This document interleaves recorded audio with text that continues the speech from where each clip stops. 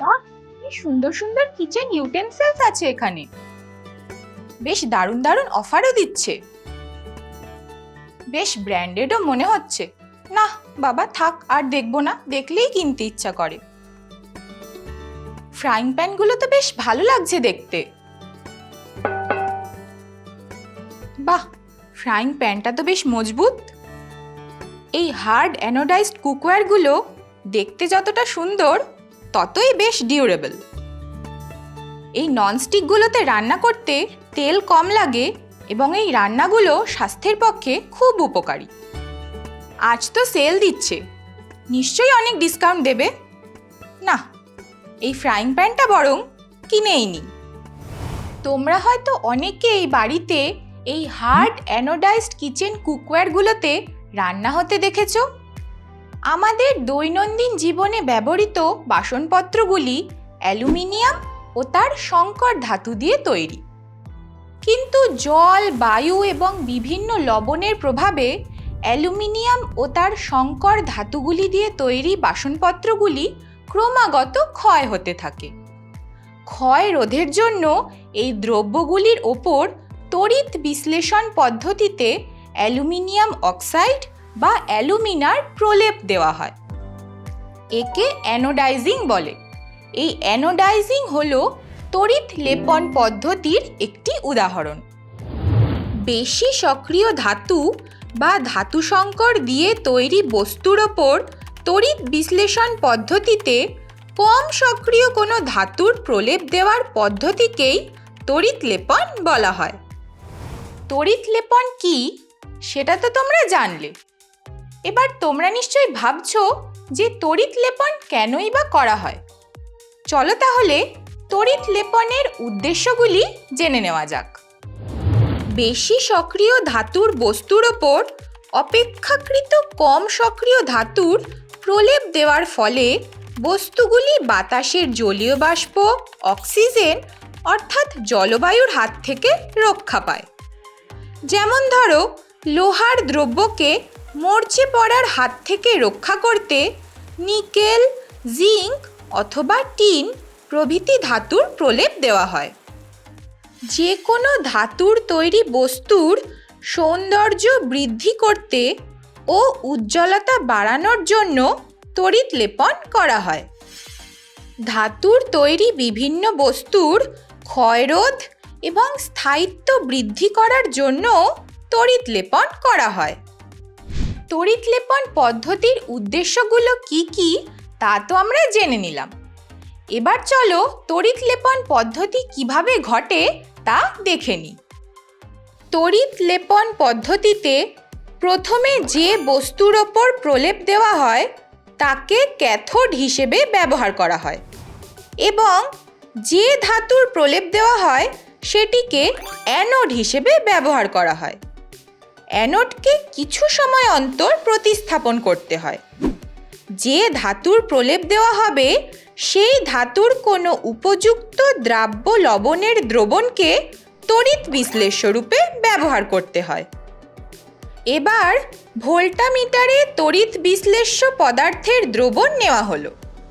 যে বস্তুর ওপর তড়িৎ লেপন করা হবে অর্থাৎ ক্যাথোডকে ক্রমান্বয়ে লঘু ক্ষার, অ্যাসিড ও সবশেষে পাতিত জল দিয়ে ভালো করে ধুয়ে নিতে হবে। এরপর ক্যাথোড ও বিশুদ্ধ ধাতুকে অ্যানোড হিসেবে ভোল্টামিটারে প্রবেশ করানো হলো। সম্পূর্ণ সেটআপটা কমপ্লিট করে খুব কম মাত্রার কিন্তু অধিক সময় ধরে সমপ্রবাহ তড়িৎ চালনা করা হলো এবং তড়িৎ বিশ্লেষণ প্রক্রিয়াটি শুরু করা হলো।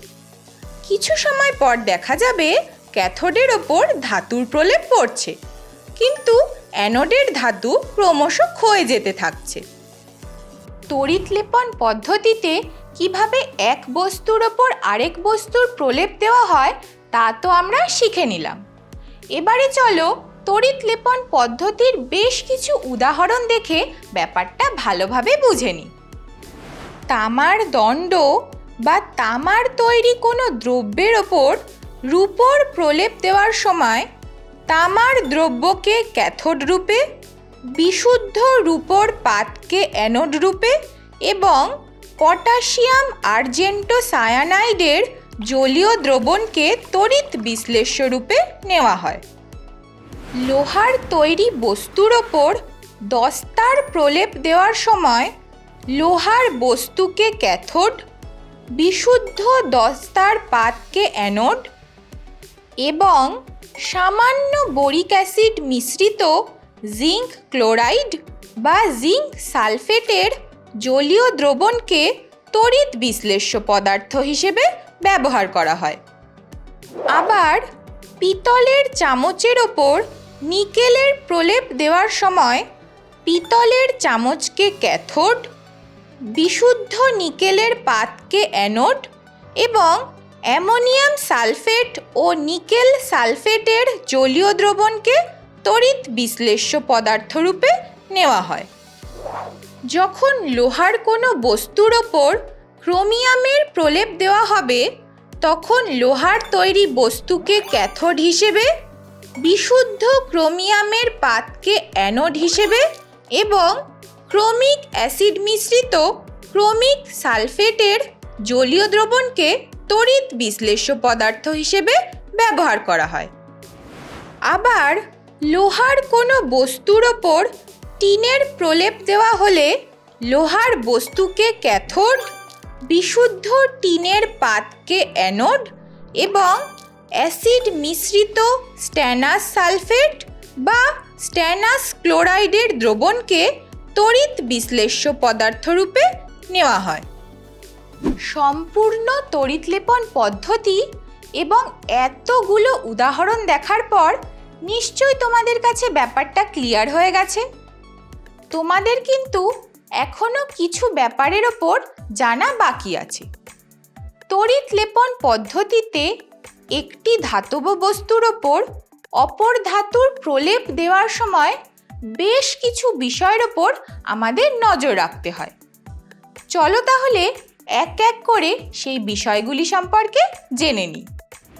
তড়িৎ লেপনের জন্য যে তড়িৎ বিশ্লেষ্য পদার্থের দ্রবণ ব্যবহার করা হয় তার তড়িৎ পরিবহন ক্ষমতা বেশি হতে হবে। যদি তড়িৎ পরিবহন ক্ষমতা কমও হয় তখন উচ্চ পরিবহন ক্ষমতাযুক্ত ধাতব লবণ যোগ করতে হবে। তড়িৎ বিশ্লেষ্য পদার্থের দ্রবণ যাতে বাতাসের সাথে কোনো রকম বিক্রিয়া না করে সেই দিকেও নজর দিতে হবে, অর্থাৎ দ্রবণটিকে স্থায়ী প্রকৃতির হতে হবে।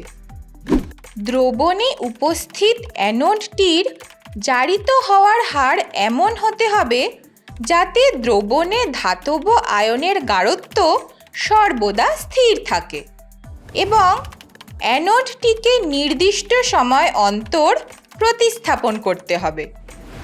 তড়িৎ লেপন প্রক্রিয়াতে অনেক সময় ধরে অল্প মাত্রার সমপ্রবাহী তড়িৎ চালনা করা উচিত। ফলে তড়িৎ বিশ্লেষ্য পদার্থের দ্রবণটি গরম হয়ে যায় না এবং তড়িৎ লেপনের বস্তুর ওপর সুষমভাবে ও পাতলা স্তরের প্রলেপ পড়ে। কিন্তু পরিবর্তী প্রবাহ চালনা করলে তড়িৎ লেপন প্রক্রিয়াটি ঘটবেই না। তড়িৎ বিশ্লেষণ পদ্ধতিতে ক্যাথোডের ওপর যে ধাতুর প্রলেপ দিতে হবে তড়িৎ বিশ্লেষ্য পদার্থের দ্রবণে সেই ধাতুর আয়নের উপস্থিতি আবশ্যক। ক্যাথোড হিসেবে যে ধাতব বস্তুটি ব্যবহৃত হয় তার পৃষ্ঠতল মসৃণ ও পরিষ্কার হতে হবে, তবেই তড়িৎ লেপনে সমানভাবে পাতলা স্তরের প্রলেপ পড়বে। তাহলে আজকের ক্লাসে আমরা তড়িৎ লেপন পদ্ধতি সম্পর্কে অনেক ইনফরমেশন জানতে পারলাম। কিচেনওয়্যার, মেশিনারি, জুয়েলারি, কয়েন, গাড়ির যন্ত্রাংশ প্রভৃতি বিভিন্ন জিনিস তৈরি করতে তড়িৎ লেপন পদ্ধতির সাহায্য নেওয়া হয়। তাহলে তোমরা বুঝতেই পারছ যে দৈনন্দিন জীবনে তড়িৎ বিশ্লেষণ পদ্ধতির এই প্রয়োগটি কতটা গুরুত্বপূর্ণ।